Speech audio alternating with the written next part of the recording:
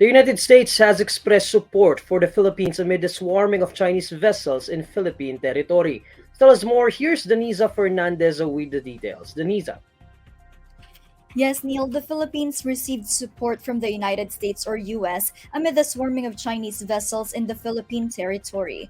The Department of National Defense earlier expressed concern on the surge of Chinese vessels at the Iroquois Reef and Sabina Shoal in the West Philippine Sea.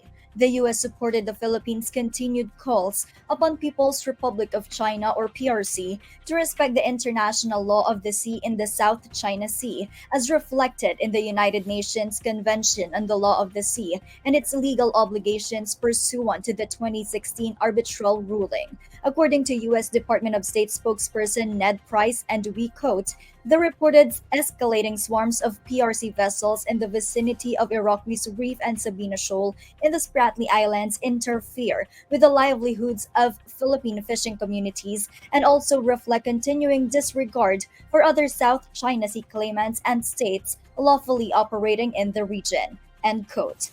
Meanwhile, for Senator Francis Tolentino, diplomatic pressure and the increased presence of the country's Coast Guard could help fend off the Chinese vessels swarming Sabina Shoal. In an interview on ANC's Head Start, Tolentino added that the presence of the Bureau of Fisheries and Aquatic Resources or BFAR for purposes of research in the area could also help. Filipino fisherfolk, on the other hand, should have additional bigger fishing boats that could last for several weeks without a resupply of gasoline to balance the presence of Chinese vessels in the area, the senator asserted. Last week, Tolentino delivered a privileged speech in the Senate about the situation in the South China Sea. He highlighted the incident in which the China Coast Guard allegedly forcefully retrieved Chinese rocket debris from Filipino fishers inside the Philippines' jurisdiction in November. China, however, disputed and claimed that a friendly consultation took place. Following the incidents, the U.S. expressed solidarity with its ally, the Philippines. For Tolentino, several measures could be done following the incident, as such as beefing up the country's resources within Kalayaan Islands, involvement of the Department of Agriculture and BIFAR, and building more lighthouses. The senator likewise reiterated his recommendation to broadcast news and Filipino music in the West Philippine Sea to raise awareness that the area is a territory of the Philippines. Several senators have also condemned China's alleged bullying of Filipino fisherfolk in the West Philippine Sea. Denisa, this has been a long-standing issue faced by the Philippine government, even during the previous administrations. The response usually is to file a diplomatic protest against China. So I'm just curious, how many have we filed so far under the Marcos administration?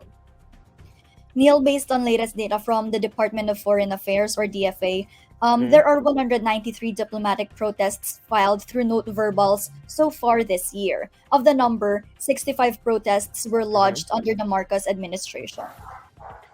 Denisa, another question here is President Marcos, despite these diplomatic protests filed by his administration, he's been very vocal about staying friendly with China and other allied countries by the Philippines. So, how is he planning to balance that relationship with China and that want to stay friendly with China with the need to protect what is ours?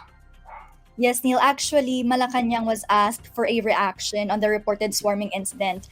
However, the palace refused to comment on the issue. But President Marcos, during the 17th East Asia Summit last month, said that the South China Sea can be a nexus of vibrant economic engagements and interactions if countries will cooperate to ensure that the contested territory remains a sea of peace, security, stability, and prosperity.